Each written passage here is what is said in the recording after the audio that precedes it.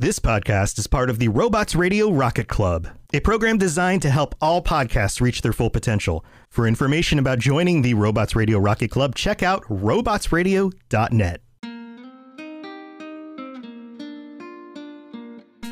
Hey all you heroes and champions, crows, pirates, and inquisitors. Welcome to the Dragon Age Lorecast. I'm Shelby. And I'm Austin. And we are so excited to bring you this podcast. Every episode, we'll be talking about a different topic in the Dragon Age universe.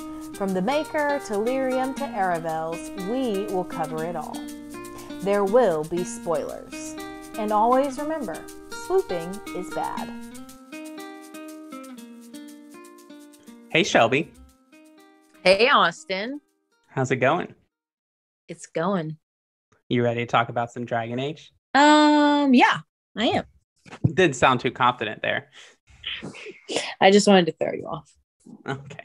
Every week you'll throw me off here. You'll throw me off in the Assassin's Creed podcast. And just be me being thrown off. It's nothing new. Yes. All right. So we are continuing our faction episodes. So who are we talking about today?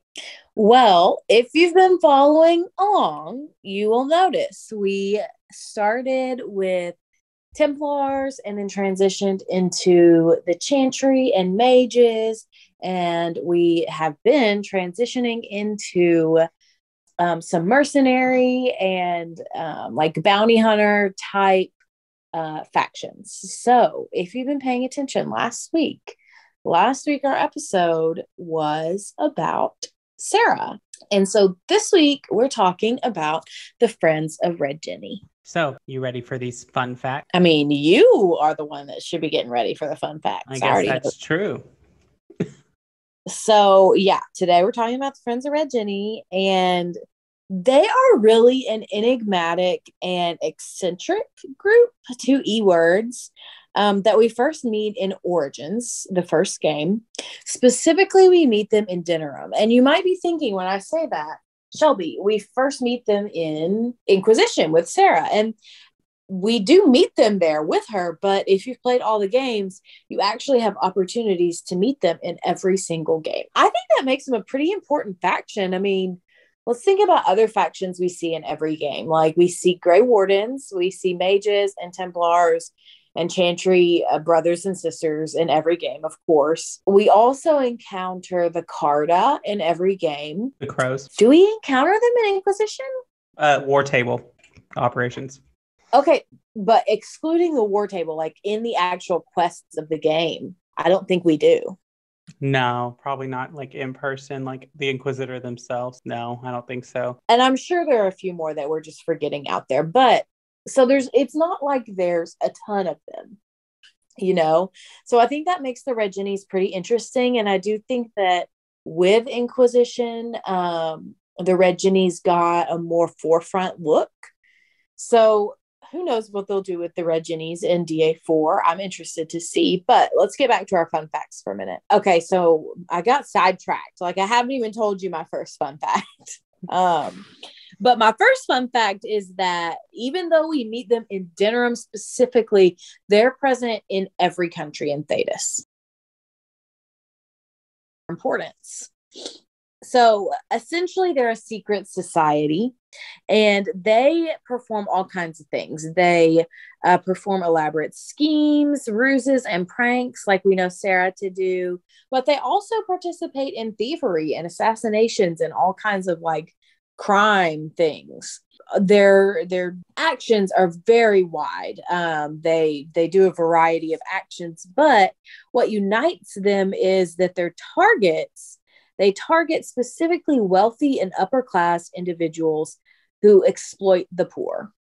I am down with the Red Jennies all day, every day. Yeah, they're my kind of organization. They remind me of, so you haven't played this game, but in the Elder Scrolls Oblivion, the way the Thieves Guild operates in there, it's like they have all these tenets, and one of those tenets is don't take from those who don't have. So like don't rob from the poor, don't steal from the poor, because they're our helpers and our partners. Yeah, absolutely. And I think the Red Jennies would agree to that as well. So my next fun fact is actually a crossover between Mass Effect and Dragon Age, which we're totally going to do an episode about crossovers between Mass Effect and Dragon Age someday. Mhm. But anyway, that's off topic. So in Mass Effect 3, in the Citadel DLC, there is a sign floating in the air over a chasm, because of course. And the sign says Red Janie. I think it's a reference. People on the internet are divided, but I think it's a reference to the Red Janie. I mean, it probably is, because BioWare really likes that, especially between Mass Effect and Dragon Age, of just like very subtle things like the Krogan heads on the wall or the ogre in Kasumi's DLC. Like they really like to do that. So I would be very surprised if that wasn't the intention of kind of calling out there. But like that's also like how you do Easter eggs. Like you think about in Indiana Jones, there's like an Obi-Wan cafe or whatever. And there's other things like that, like callbacks to the director's other works and things like that. Yeah. Well, you know what my favorite Mass Effect Dragon Age crossover is, right? Do you know what it is? No, I don't. Okay, so we talked about this in our Varric episode, and I can't remember if it's at the end of ME3 or Andromeda, but at the end of one of the Mass Effect games, if you like go back into like the game, like the loading screen, and like go into your game, and go back to your home base or whatever, you can find a codex entry journal, and it's of like some person who's writing this journal as if it's a journal of your story that you've played through the game. And there's an inscription that basically says something like, "That's an interesting story. I'd love to tell it someday." And then it's initialed VT. Ah, that's good. So anyway, let's get back to the Red Jennies. Each group of the Red Jennies is different according to their own location, their own context, their own people, and their own people that they serve, and their own people that they attack. So each group is different. There's no like hierarchical leadership. There's no like president. There's no person at the top who tells all the Red Jennies what to do. Like this is a very equitable organization. Like they all work together and they're all different. And that's important because we'll talk about their structure in a minute. So those are all my fun facts. Yeah, those are real fun. So are we going to, well, I guess since they don't have a structure, I guess we're going to background? No, well, I can say a little something about their structure. So their structure is intentionally non-existent. So normally when we have nothing to say about the structure, it's because we don't know. But we can't say that this time because we do know. It's going to be short, but they are intentionally not creating a structure. They don't want to recreate like oppressive and unjust systems of power that hurt other people. So they are trying to stay away from recreating those systems within their own organization. So they don't have a structure because of that. Normally we say we don't know anything about their structure, but in this case, what we know about their structure is that they don't have one because they don't want one. And that's a difference. That's a slight difference. Yeah, that is a big difference. So background? Sure. All right. Okay, so a lot of what we know about the history and the background of the Red Jennies doesn't come from the Red Jennies. A lot of it, most of it actually comes from the Antivan Crows, which is surprising because you might be thinking, Shelby, aren't the Antivan Crows a competitor of the Red Jennies? And if you were thinking that, you would be absolutely correct. And so the reason why most of the history that we know of the Red Jennies, why it comes from the Crows, is because they started an investigation into the history of the Friends of Red Jenny because they were such a competitor to the Crows. The Crows kind of corner the market on like assassin guilds in Thedas. And so when the Red Jennies are, giving them a run for their money out there, they want to know what's up with this group, right? So a lot of the history that we know of comes from the crows.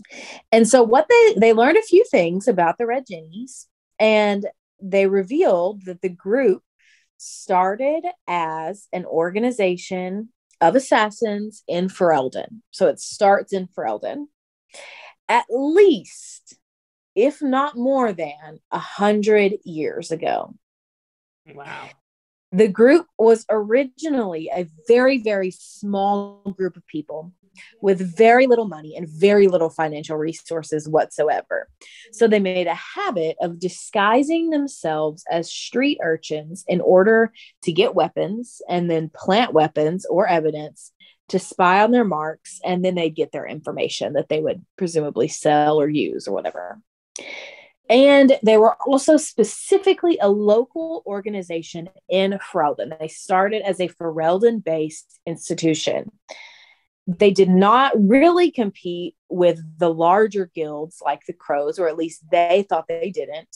But, you know, when you have any upcoming group like this, the Crows are going to be looking out for potential competitors.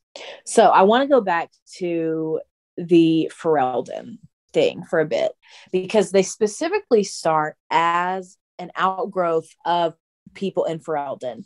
And I think that's really interesting, because I think Ferelden and maybe the Free Marches are the two countries that have the specific cultural belief systems that would allow a movement like the Red Jennies to grow and even exist in the first place. Both Fereldans and Free Marchers are both very concerned with freedom and autonomy and personal choice, and they don't want anybody to tell another person what to do, right? Like, if you're a Ferelden, you would never let an Orlesian tell you what to do. Like, that's just the antithesis of your character and your culture.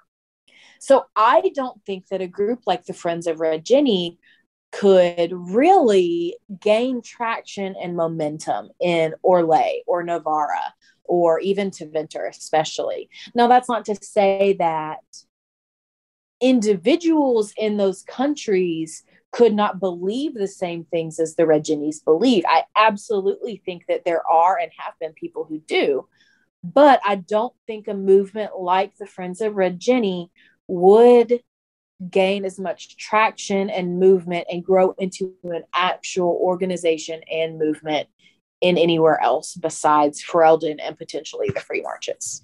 What do you think? I think that's a good point. I think that where it kind of comes in for me at this is that Ferelden is the perfect place, because Ferelden has such a long history of resisting oppressive instruments of political power. Like, Andraste is Ferelden. She is from Denerim, or the area around Denerim. And so she leads this rebellion against Tevinter. They have wars with Orlais. They don't want interference. They don't want, even nobles in their system don't want to be told what to do by the nobles that are technically above them. Mm-hmm. Like, even like an Arl in, trying to think of a random name, doesn't want, the turn of High Ever to tell them what to do. Right. Like, okay, so Arl Eamon would never let Terran Kuzland tell him what to do just because the Terran technically outranks him. Like, he just wouldn't. And we know that because we know those two characters a little bit. So I agree with you. And another thing I forgot is that we also have to remember that Ferelden's history with especially Orlesians and people of this like upper crust society, like Fereldans hate Orlais still today, years after the occupation of Ferelden even ended. So yeah, we have to remember that this is very ingrained into their culture. And if the Red Jenny started around 100 years ago, I mean, that's really in the era of when Orlais is trying to, and continually tries to, conquer Ferelden. So I think that that's a significant point for sure. Yeah, definitely. Okay, so moving on just a little bit. Interestingly, the name Red Jenny is a name that's much older than the organization. And unfortunately, we don't know a lot more about that history other than the statement. But it's interesting to me that they would potentially latch on to a name that has like renown in order to help their movement. I think that's really interesting. I agree. Well, and it's just really interested to want to know the history, because like the whole idea of their organization is if you get caught and you're asking who you work for, you can just say, well, I'm a friend of Red Jenny. Like, and like maybe some people will know that, but like there's like an elusive Red Jenny, and we know from like an objective perspective, like there is no Red Jenny, like there is no leader of this organization. But yeah, it's very interesting. And I think they do that. They obviously do that on purpose, but it also helps them like have no history, you know, like, and it very much reminds me of Game of Thrones with Arya and all the faces. I don't remember what they're called. The Faceless Men. Yeah. It reminds me of that, because it's like, you could be anyone, you could be anywhere, you could be doing anything. And there's the potential for it not to get back to you, for it not to get back to your organization. And even if it does, that doesn't mean they know who you are still. So I think it's a very ingenious way to run like a thieves guild. It's very smart. Whoever's idea this was is a genius. Okay, so my last little bit about the history is this. The Friends of Red Jenny became a lot more active after the Fifth Blight. And in this time, they had lost a lot of their members. But they began to really expand their influence, and they reached out and expanded their influence with other Jenny groups in Val Royeaux and Kirkwall. And we'll get into a little bit about who those people are later. And they kind of changed the way they operate. So until this point, they were previously mostly assassins, if not only assassins. So after the Fifth Blight, they kind of stepped back from this a little bit. They're not solely focused on assassinations anymore. They're also like messing with the nobles. They're also doing all kinds of things that would undermine people in power. So they're not just assassinating, they're doing all kinds of other stuff. And I think a lot of this comes from Sera's influence, although that's totally unconfirmed. That's just my own opinion. But Sera, before she came to the Inquisition, she appeared, at least, to have gained seniority in the Red Jennies, especially at a very young age. I mean, she's 19-ish in Inquisition. And at that time, when we meet her, she's already kind of holding this role of seniority in the Red Jennies. That's pretty significant, I think. And her group, specifically her group in Val Royeaux, gained so much notoriety that they didn't even need to act to be credited with the outcome. So people would just give them credit for like crimes that were committed without them even having to claim it. That's pretty awesome. Yeah. And I mean, I think it's a testament to her leadership in this group.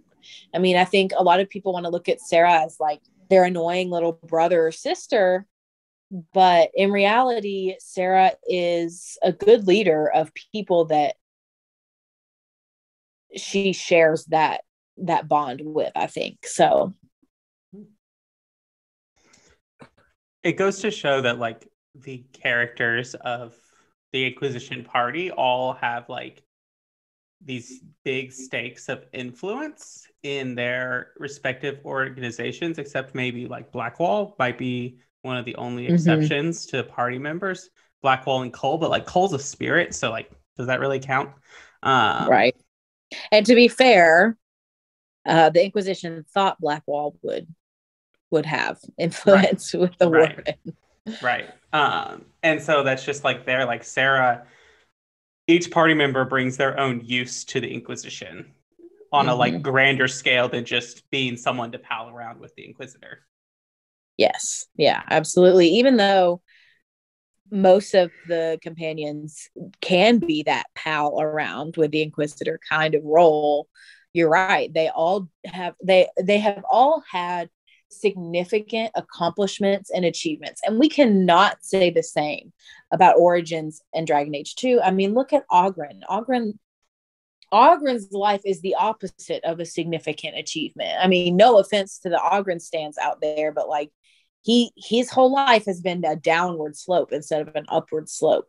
Alistair is so young, he's barely accomplished anything. Sten is in the same boat as Ogren. Like, his life has been a downhill slope of achievements up to the point of Origins, where he loses his sword, he loses who he is under the Qun and has to rebuild himself. Like, you know, there's all these characters that their life is kind of in shambles. Look at Dragon Age 2 with Anders having to hide out. He's an abomination. He's having to hide out in the worst place in Kirkwall. Look at Isabella on the run, as usual, afraid of the Qun. I mean, there's so many characters in these games, the first two, that have just made the worst decisions and are kind of at rock bottom. But in Inquisition, it's a little bit different. You have these characters who have made really significant accomplishments and achievements, who are kind of at the height of their power. And that's a real big change. That's a real big change that I've never really noticed until now. Yeah. I mean, it makes sense story-wise, because the Inquisitor would be looking for individuals who could bring skills or assets or benefits to you. But 100%. Well, would now be a good time for a break? I think so. So let's go to our break and we'll come back. So, I'm still trying to wrap my mind around this. I'm listening. Ah, you've returned. A letter arrived for you.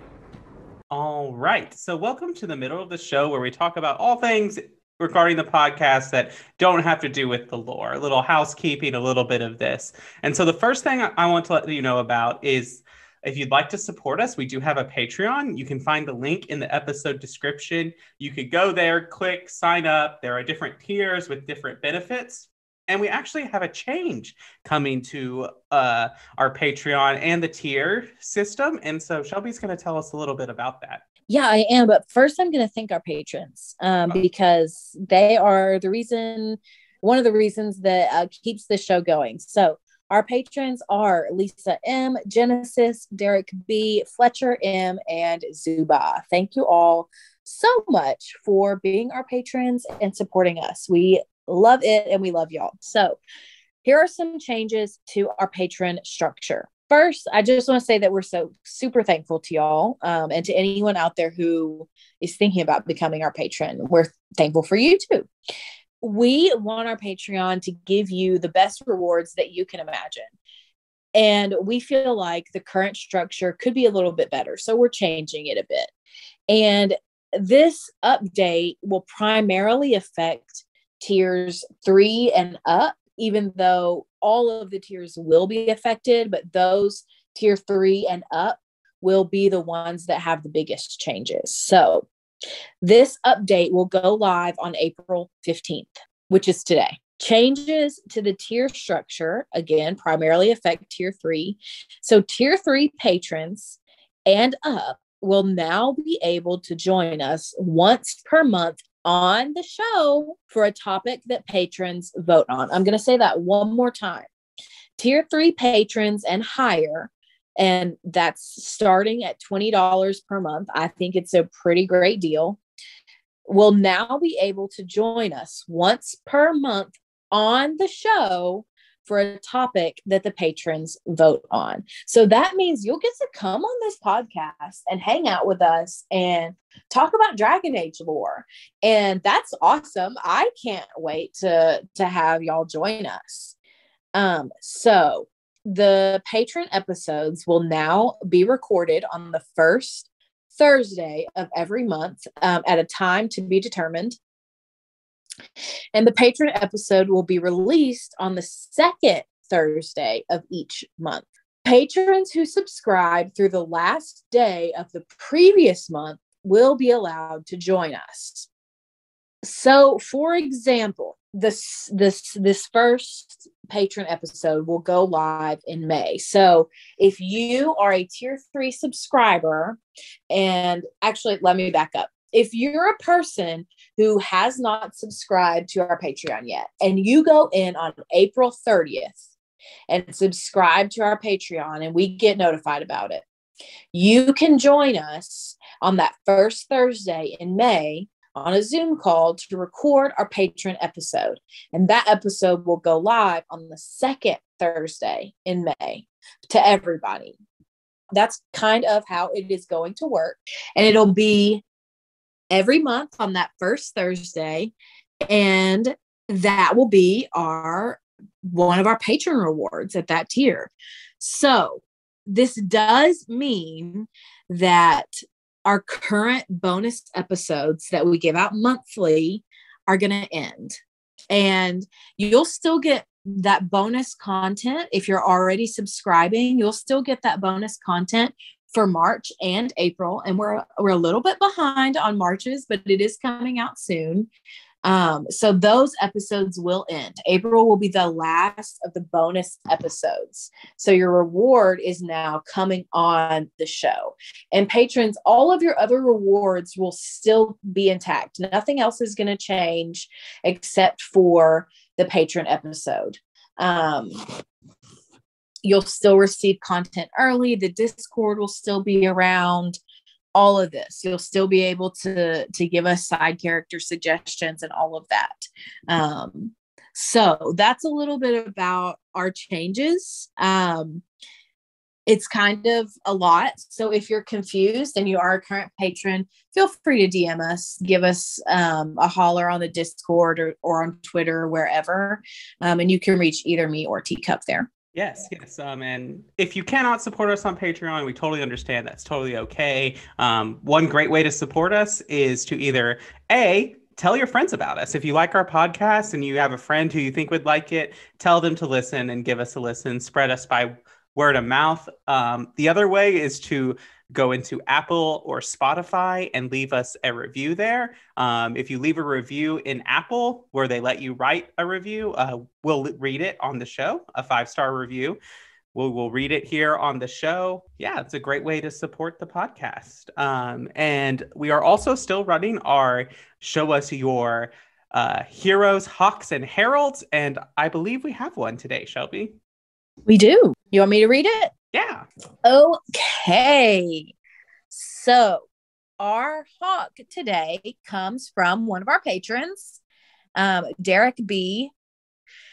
And his hawk is named Amy, and she is a rogue. And again, as all hawks, she and her family escaped the town of Lothering during the 5th Blight. During the hawk exodus, Carver was killed, and Bethany joined the family along with Aveline. When the tired and seasick Hawk family finally reached Kirkwall in hopes of a noble welcome, they found out the Amell name had fallen downhill due to Uncle Gamlin's poor financial decisions. So, to pay entrance into the city, Amy, Bethany, and Aveline ended up working with Athenril. During that year working with Athenril, Amy became a little pessimistic, Purple Hawk, but often sided with her sister. When her servitude was up, Amy and Bethany sought out work all around the city, and they met Varric. Amy's search for jobs guided her to meet and eventually recruit others to join her, but that would change. One was an elven mage, Merrill, who Amy fell in love with.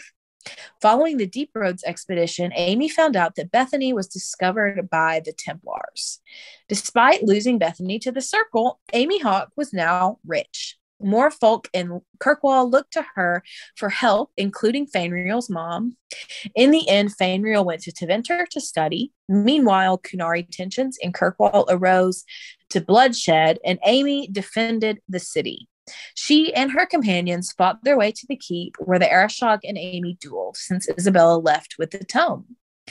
After saving Kirkwall from the Canary, Amy became known as the champion. And because of her status with the death of the Viscount, she became a neutral ground between the Templars and the mages. She often tried to stay neutral, working with both Orsino and Meredith, but Amy became enraged when the rebel mages and the Templars kidnapped her sister. And when the chantry exploded, Amy had no choice but to side with her sister and Meryl.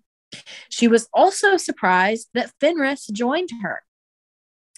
As for Anders, he lied to Amy and killed innocents, so she killed him. Sounds very similar to my first playthrough. Yes, it does.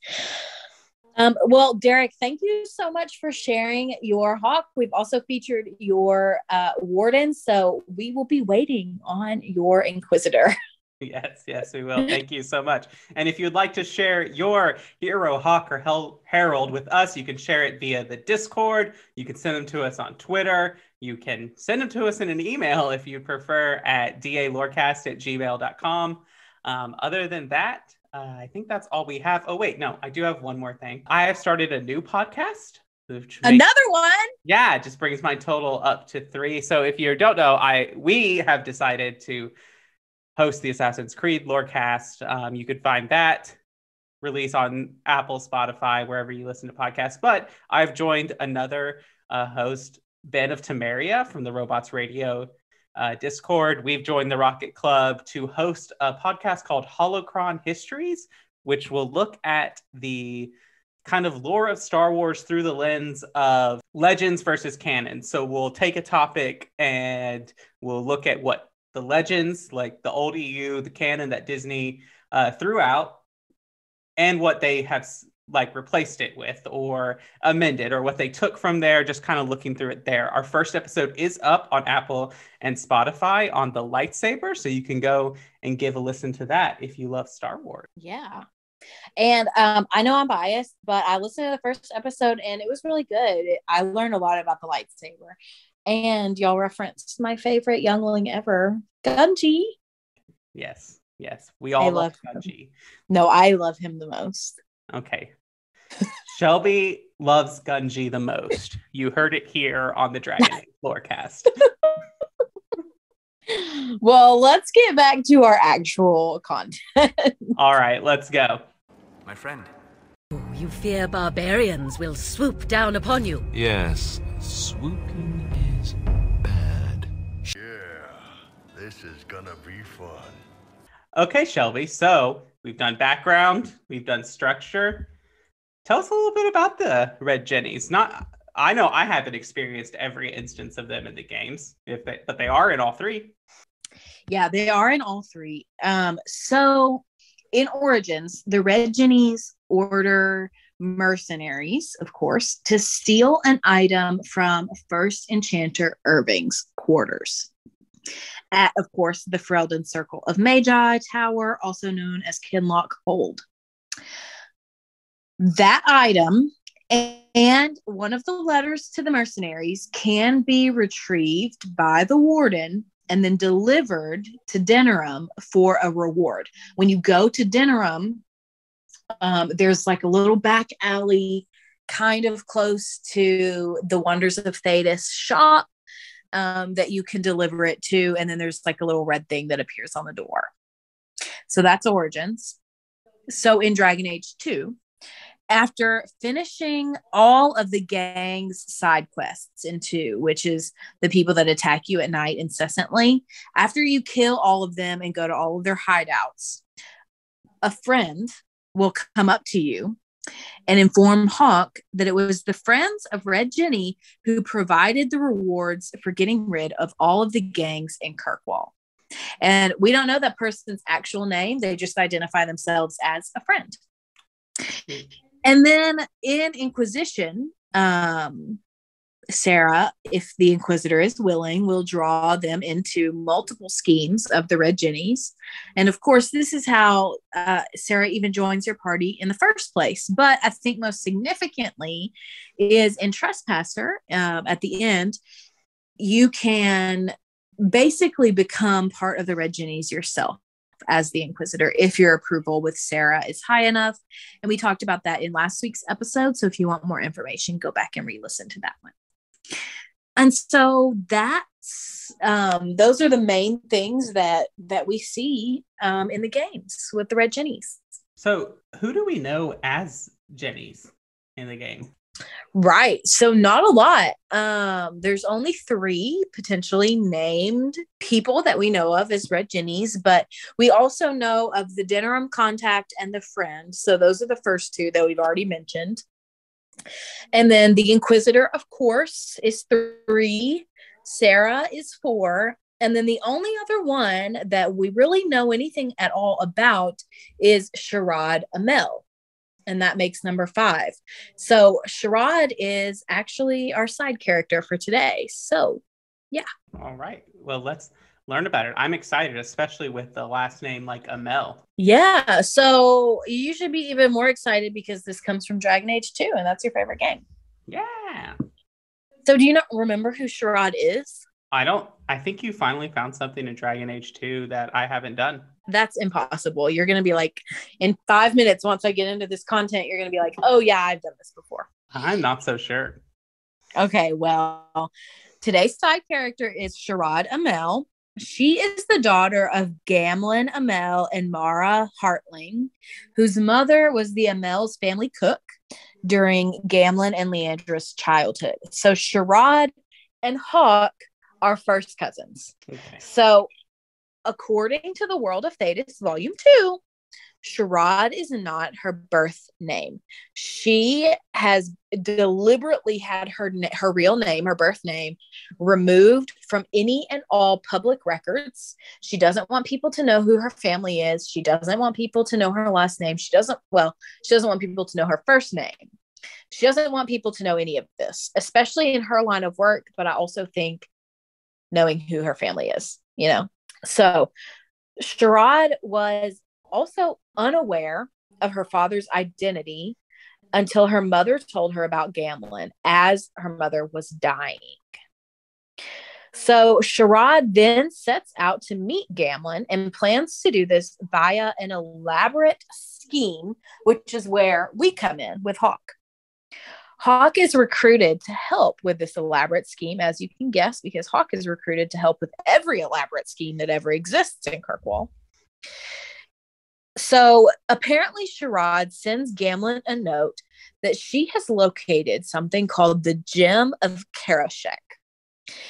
And this is what Gamlen has basically wasted his life trying to find. This is why Gamlen spent all the family money. This is why he lost the house. This is why he lives in a hovel. This is why he has no money, because he was searching for this special gem. When Gamlen first gets the message, he ignores it completely. But of course, Hawk hears about it and pursues it with him. Hawk follows all the clues that are given and meets Charade. And you have the option at the end of the quest line to set up a meeting between Gamlen and Charade. Gamlen then tells you that he never even knew that Charade's mother was pregnant. And they begin what seems to be a promising father-daughter relationship. They promise to meet regularly, and Charade says that she wants to get to know Gamlen a little bit. And all of this can be done in a quest called Gamlen's Greatest Treasure. So let's hear about how she is involved with the Red Jennies a little bit. Okay. So Charade is a Red Jenny. And she's based in the Free Marches. So she really seems to be the leader in the Free Marches as well. So that means we know that she's the leader in the Free Marches. Sera is the leader in Orlais, and we know of a leader in Denerim and Ferelden, but we don't really know who that leader is. Right. So Charade is specifically located in the city of Tantervale. We talked about Tantervale a little bit in our Free Marches episode. So if you want more info on that, you can go back and listen to those. But unlike the rest of Hawk's family members, Charade's appearance is fixed and does not change to match Hawk's appearance at creation. This is so interesting to me. I can't decide if I think it's an oversight or they just added in that they would be related at the end, you know? But anyway, they explain this appearance discrepancy when Gamlen thanks the maker that she got her mother's looks. That's funny. I know. And then one of the last things I have to add about Charade is that she's named after her personality. Hilarious.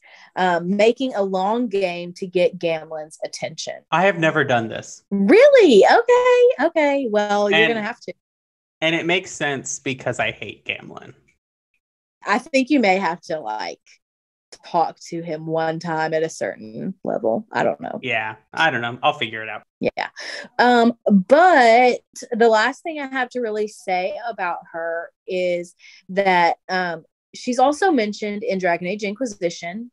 She's mentioned in the War Table Operations, A Trouble of Red Jennies, and Red Jenny and the Tantervale Charade. She obviously is an associate of Sera, and they do know each other. And that's about all I have about her. Do you have any other thoughts about the Red Jennies in general, or side character, or anything else we've talked about? Not really. I'm just really impressed that there was something in Dragon Age 2 I haven't done. I'm literally shocked. Y'all just giving me more reasons to play that game now. So, you know. Oh, now that you're finally finished with Elden Ring. No, I'm on New Game Plus. I got a whole nother playthrough to go through. And then it's Dark Souls time. Okay, well.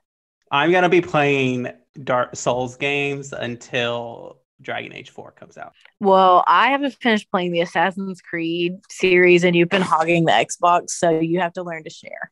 You just have to ask. Come on. All right. Anyway, yes, I will learn to share.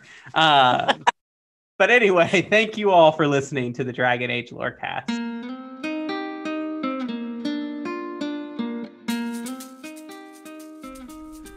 Thanks for listening to the Dragon Age Lorecast. As always, you can find us on Twitter at DA Lorecast. If you have any lore questions, topics to unpack, or side character suggestions, email them to us at dalorecast@gmail.com. The Dragon Age Lorecast is a part of the Robots Radio Rocket Club. You can join the Robots Radio Network Discord by clicking the link in our episode description. If you enjoyed our show, we'd love it if you'd subscribe and give us a review. See you next time. How well do you know your video game lovers? Have you ever wondered how your video game bays stack up against all the other delectable digital dates? I'm Genesis, the girl whose motto in life is love, laugh, tequila. And on Two Girls, One Ship, we analyze, rate, and review all that the world of video game romances has to offer. And I'm Vervada, the hopeless romantic cat lady and lifelong gamer. But you should know that our podcast centers on character and romance analysis and doesn't shy away from exploring the fun of physical connection. Or from the deep emotional connections built between two characters, using specific in-game dialogue and the overall narrative journey. So join the Two Girls, One Ship shipsters, and remember, beauty is in the eye of the controller.